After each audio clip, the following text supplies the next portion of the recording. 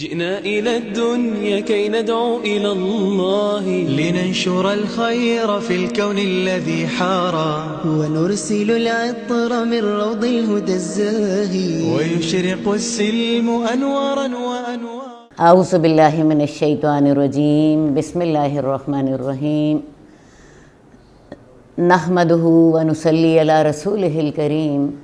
اللہم رب اشرح لی صدری ویسر لی امری واحلل عقدۃ من لسانی یفقہوا قولی. السلام علیکم. انسان کی بنیادی فطرت نیکی ہے. نیکی کریں تو دل میں سکون اور اطمینان پیدا ہوتا ہے. جتنی بڑی نیکی ہو اتنا زیادہ سکون دل میں اترتا ہے. یہ دنیا میں اللہ کا انعام ہوتا ہے. اور اگر کوئی برائی ہو جائے تو اندر سے ہی ایک بے چینی اور بے سکونی ہمیں گھیر لیتی ہے. یہ ضمیر ہے جو کہ ہماری برائی پر ہمیں فوراً چیک کرتا ہے. اسی کا نام نفس لوامہ ہے جس کی اللہ تعالیٰ نے خود قسم کھائی ہے. آپ نے کبھی ان دو کیفیتوں کا مشاہدہ کیا؟ میرا خیال ہے آپ میں سے ہر ایک نے ان دونوں کیفیتوں کا ضرور مشاہدہ کیا ہوگا. کبھی کوئی نیکی کریں، ایسی نیکی کریں جو آپ نے پہلے نہیں کی، آپ فوراً محسوس کریں گی کہ مجھے دل میں سکون محسوس ہوا ہے. کوئی بڑی نیکی کر کے دیکھیں، جتنی بڑی نیکی کریں گی اتنی ہی دل میں سکون اور چین کی کیفیت پیدا ہوگی. اسی طرح گناہ کرنے پر یا غلطی کرنے پر انسان کی بے چینی جو ہے بعض اوقات کم ہوتی ہے، بعض اوقات زیادہ ہوتی ہے. انسان ہونے کے ناطے غلطی کر بیٹھتا ہے. غلطی کرنے کے بعد اسے احساس ہو جاتا ہے. اب جب غلطی ہو جائے تو پھر انسان کو کیا کرنا ہے؟ اللہ تعالیٰ ہماری رہنمائی کرتے ہیں، ادفع باللتی ہی احسن، برائی کو اچھائی سے دور کرو. فَإِذَا الَّذِي بَيْنَكَ وَبَيْنَهُ عَدَاوَةٌ كَأَنَّهُ وَلِيٌّ حَمِيمٌ. تو وہ شخص جس کے اور آپ کے درمیان دشمنی ہوتی ہے وہ آپ کا مخلص دوست بن جاتا ہے. وَمَا يُلَقَّاهَا إِلَّا الَّذِينَ صَبَرُوا. اور یہ چیز صرف انہیں ہی عطا کی جاتی ہے جو صبر کرتے ہیں. صبر سے کیا مراد ہے؟ ضبط نفس سے کام لیتے ہیں، غصہ نہیں کرتے، غصہ پی جاتے ہیں، برائی کا جواب بھلائی سے دیتے ہیں. کسی کی طرف سے برائی ہونے پر فوراً بھڑک نہیں اٹھتے بلکہ اپنے آپ کو کنٹرول میں رکھتے ہیں. اور یہ چیز صرف ان لوگوں کو عطا کی جاتی ہے جو بڑے نصیبے والے ہوتے ہیں. حقیقتاً یہ انہی کو عطا ہوتی ہے جو بڑے نصیبے والے ہوتے ہیں، بڑی قسمت والے ہوتے ہیں. اللہ تعالیٰ یہ توفیق ہر ایک کو عطا نہیں کرتے. انسان عام طور پہ 3 طرح کے ہوتے ہیں. ایک تو وہ لوگ ہوتے ہیں جو برائی کا جواب برائی سے دیتے ہیں اور اچھائی کا جواب اچھائی سے دیتے ہیں، اور ایسے لوگ دنیا میں کثرت سے. دوسری قسم کے وہ لوگ ہوتے ہیں کہ جو کہ نیکی کا جواب بھی برائی سے دیتے ہیں، اور تیسری قسم کے وہ لوگ ہوتے ہیں جو کہ برائی کا جواب اچھائی سے دیتے ہیں. ان سے کوئی برائی کر جائے تو بجائے برائی کا جواب برائی سے دینے کے وہ برائی کا جواب اچھائی سے دیتے ہیں. یہاں وہی لوگ مراد ہیں.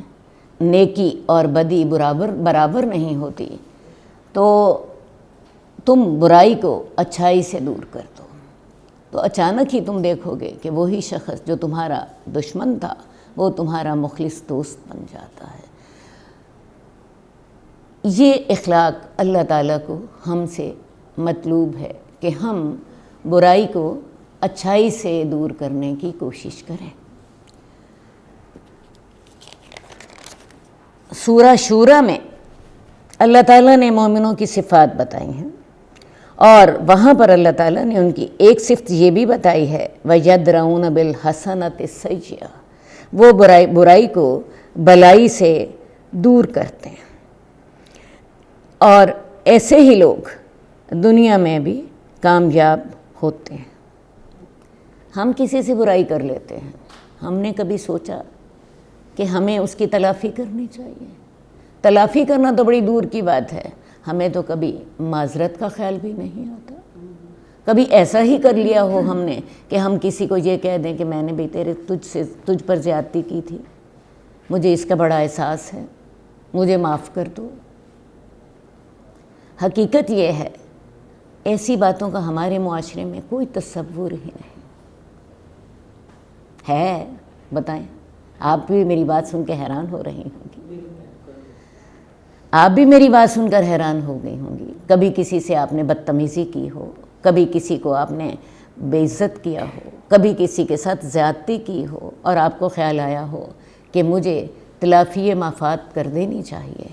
معذرت کرنا تو بڑی دور کی بات ہے، ہم اپنے آپ کو برحق سمجھتے ہیں۔ ہاں، اس نے پہل کی تھی، میرا حق تھا کہ میں اس کے ساتھ ایسا کروں۔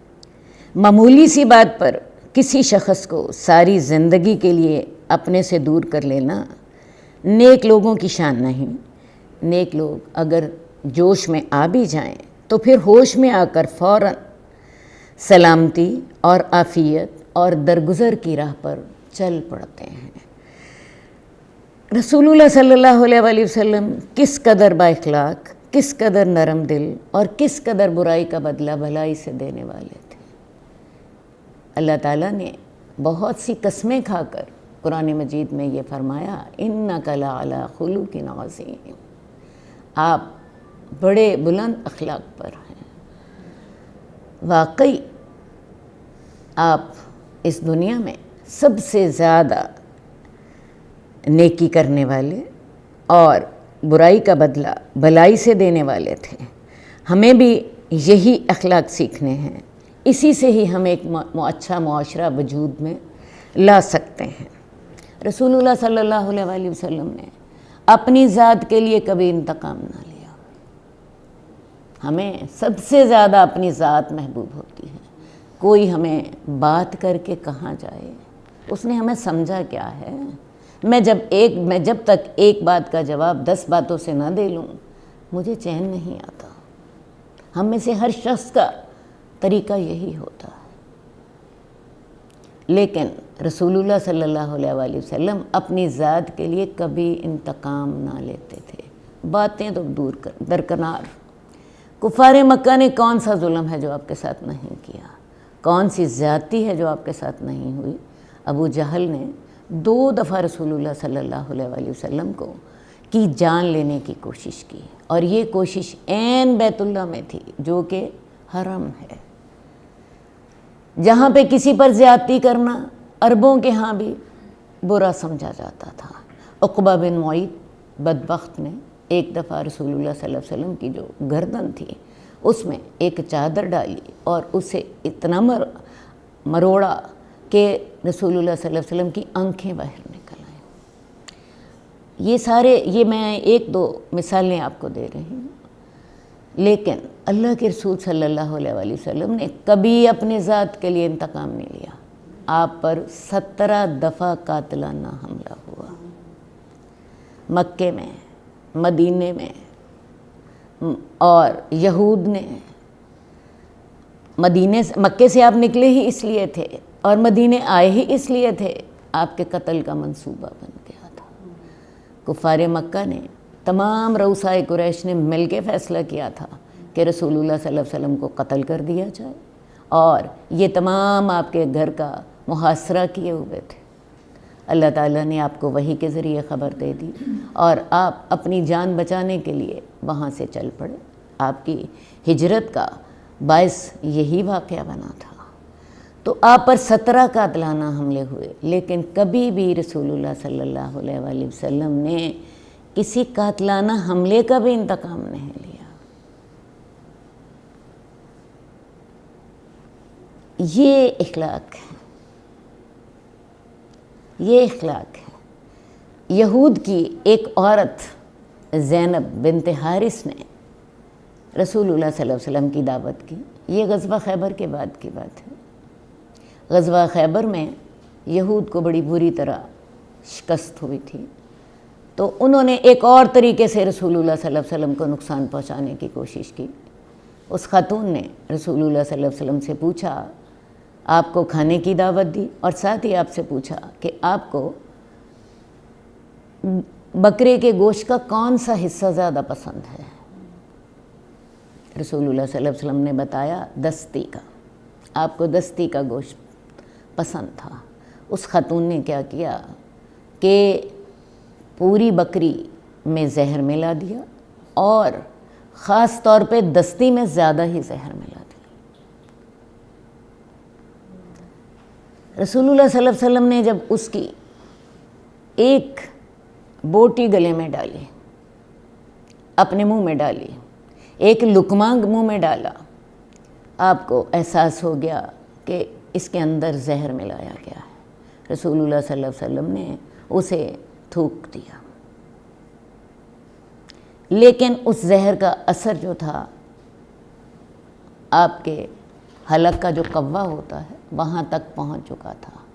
آپ کبھی دیکھیں جب آپ اپنا منہ کھولتے ہیں تو حلق کے اوپر ایک سرخ سے رنگ کی کلو تھوڑا سا لٹک رہا ہوتا ہے، اس کو حلق کا قوا کہتے ہیں۔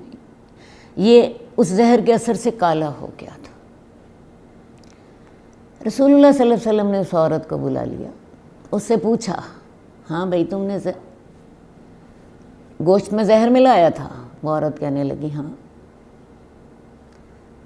اور مزید اس نے یہ وضاحت کی کہ ہمارا خیال یہ تھا کہ اگر آپ سچے نبی ہیں تو آپ کو یہ زہر نقصان نہیں پہنچائے گا۔